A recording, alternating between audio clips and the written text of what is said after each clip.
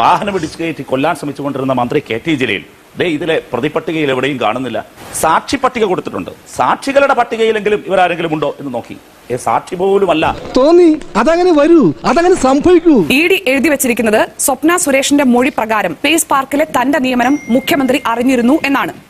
അത് വിശദീകരിക്കപ്പെടേണ്ടതല്ലേ ശ്രീ എ റഹീം? കുറ്റപത്രത്തിലെ വാചകം സ്വപ്ന സുരേഷ് അപ്പോയിന്റ്മെന്റ്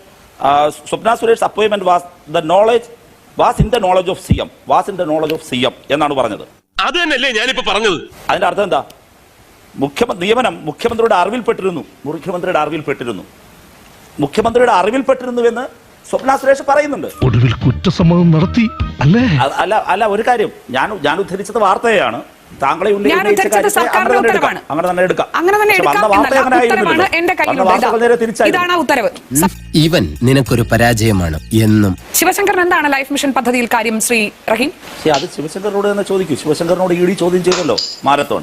ഞാൻ തന്നെ ഉണ്ടാക്കാനാണെങ്കിൽ തന്നെ കെട്ടിയെടുക്കേണ്ട കാര്യമില്ലായിരുന്നല്ലോ. അനാവശ്യമായി എന്തൊക്കെയോ എഴുതി പിടിപ്പിച്ചിട്ട് അത് വെച്ചിട്ട് ഒട്ടും ഈ കേസുമായി റിലവന്റ് അല്ലാത്ത കാര്യം രാഷ്ട്രീയ പ്രേരിതമായി എഴുതി ചേർത്ത് വെച്ചിട്ട് അതെല്ലാം ചർച്ചയുണ്ടാക്കുന്നത് എന്തിന്റെ ലക്ഷ്യമാണെന്ന് എനിക്ക് തോന്നുന്നില്ല. എന്താ ഇത്? എന്ത് കഷ്ടം നോക്കൂ. എന്നിട്ട് അതൊരു യുക്തിസഹമായ ചോദ്യമായി അവതരിപ്പിച്ച് സർക്കാർ അത് വിശദീകരിക്കണം. മറുപടി ഇല്ലാത്ത ചോദ്യങ്ങൾക്കല്ല, യുക്തിസഹമായ ചോദ്യങ്ങളല്ല എന്ന് പറയുന്നത് റഹീം. ഈ ചോദ്യത്തിന് യുക്തിയുണ്ട്, താങ്കൾക്ക് മറുപടിയില്ല. അതാണ് സത്യം. സത്യം അവൾ മനസ്സിലാക്കിയ സ്ഥിതിക്ക് ഇനി എങ്ങനെ തെളിയിക്കും? താങ്കൾക്ക് മറുപടിയില്ലാത്ത ചോദ്യങ്ങൾ യുക്തിസഹമല്ലാത്ത ചോദ്യമാകില്ല. എന്താണ് പറയൂ ശ്രീ ശിവശങ്കറിന് ലൈഫ് മിഷനിൽ എന്താണ് പങ്കാളിത്തം? മൊഴി കുറ്റപത്രത്തിൽ രേഖപ്പെടുത്താത്തത് വേറെ മൊഴി വ്യത്യാസമൊന്നുമില്ല. മൊഴി ഒന്നേ ഉള്ളൂ. മറുപടിയില്ല, സമ്മതിക്കുമോ? അങ്ങ് കേൾക്കൂ, മൊത്തം പറയാൻ അനുവദിക്കണം. മറുപടിയില്ല എന്ന് സമ്മതിക്കുമോ ശ്രീ റഹീം? അങ്ങനെ എന്തെങ്കിലും സംഭവിക്കണമെന്നുണ്ടെങ്കിൽ ക്യാപ്റ്റൻ ഗ്ലീറ്റസ് ചാകണം. ഇടപെടരുത്. അല്ല, അങ്ങ് കേൾക്കുന്നേ. നിങ്ങൾക്ക് ഇഷ്ടമുള്ളത് പറഞ്ഞിട്ട് അവസാനിപ്പിക്കും. നിങ്ങൾക്ക് ഇഷ്ടമുള്ളത് പറഞ്ഞ അവസാനിപ്പിക്കും. പിന്നെ നിങ്ങൾക്ക് നേരിട്ടുള്ള ചോദ്യത്തിന് മറുപടി പറയാൻ നിവൃത്തിയില്ല, ഇനി ദേഷ്യപ്പെടുകയല്ലാതെ വഴിയില്ല.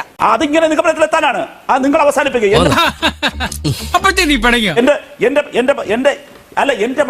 എന്റെ മറുപടി നിങ്ങൾ പറയാൻ സമ്മതിക്കുന്നില്ല. എന്റെ മറുപടി വിശദീകരണവും ഞാൻ ഫേസ്ബുക്കിലൂടെ പ്രേക്ഷകരോട് പറഞ്ഞോളാം. അവസാനിപ്പിക്കും. ഇല്ല, ഇവിടെ പറഞ്ഞിട്ട് പോയാൽ മതി.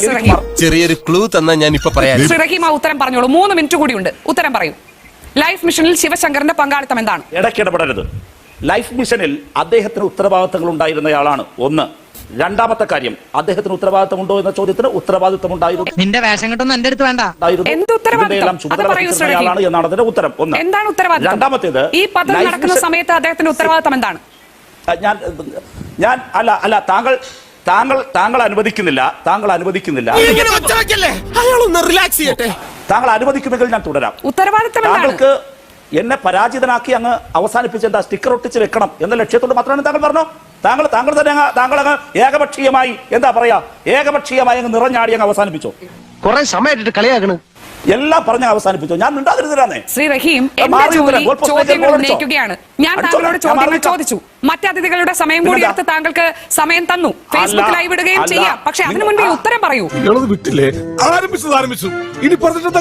ഉത്തരമില്ല എന്ന് പറഞ്ഞ അവസാനിപ്പിച്ചു. നിങ്ങൾക്ക് ഉത്തരം കേൾക്കാൻ താല്പര്യമുണ്ടെങ്കിൽ എന്നെ കേൾക്കണം. ഞാൻ ഈ ചർച്ചയിൽ ഒരു കാര്യം ഷാനി മനസ്സിലാക്കണം. ഈ ചർച്ചയിൽ വരേണ്ട കാര്യം പോലുമില്ല. CPIM-ലില്ല. വന്നത് ഞങ്ങളുടെ ജനാധിപത്യ മര്യാദ എന്ന് കണ്ടുകൊള്ളണം. ഇന്നത്തെ ഇതിന്റെ അടിസ്ഥാനത്തിൽ നിങ്ങൾ ചർച്ച ചെയ്യേണ്ടത് ഇതല്ല. പക്ഷെ നിങ്ങൾക്ക് തീരുമാനിക്കാനുള്ള സ്വാതന്ത്ര്യമുണ്ട്. ഞങ്ങളെ ക്ഷണിച്ചു, എന്നിട്ട് വന്നവരാണ്. ഉത്തരമില്ലാത്തവരെ വീട്ടിലിരിക്കുകയുള്ളൂ, വരേണ്ട കാര്യമില്ല. വന്നതാണ്. പിന്നെ വരുമ്പോൾ ആ മര്യാദ കാണിക്കണം. വിഷമിക്കാതിരിക്കും. ഇതിലും വലുത് ഏതാണ്ട് വരായിരുന്നു. ഇങ്ങനെ തീർന്നെന്ന് കരുതിയാൽ മതി. ഉത്തരം മുട്ടിക്കുന്ന ഏതെങ്കിലും ഒരു ചോദ്യം അപ്പുറത്ത് ചോദിച്ചോ? ഇല്ലല്ലോ.